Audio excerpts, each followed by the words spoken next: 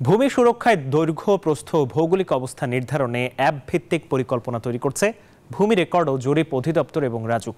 রূপগঞ্জে ভূমি জরিপ ক্যাম্পে বিনামূল্যে খতিয়ান বিতরণ কার্যক্রম অনুষ্ঠিত হয়। এ সময় RAJUK chairman major general Mohammad Siddiqur Rahman জানান, অ্যাপের মাধ্যমে জমির জরিপ সহজ হবে এবং একসাথে সব তথ্য পাওয়া যাবে। চালু হতে যাওয়া নতুন 4টি সফটওয়্যারের মাধ্যমে অফিসে না এসেই ভূমি কর দেয়া যাবে বলে জানানো হয় অনুষ্ঠানে।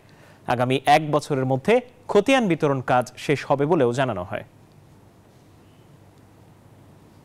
আমাদের তথ্যগুলো সব ডিজিটাল করে ফেলতে চাই, যাতে করে আমাদের কাজ অনেক সহজ হয়ে যায়। তো আমরা ডিজিটালের যুগে ঢুকবো এবং যার যার জমি পুরো দেশে যদি ডিজিটাল করে ফেলা যায়, আমরা জানি যে এই জমি আমার, এবং বিচারক কোর্টেও যায়, বিচার কোর্টে আমাদের বিচারপতি মহোদয় দেখবেন, ক্লিক করে কম্পিউটারে যে এটা তো ওর, আপনার আবেদন খারিজ।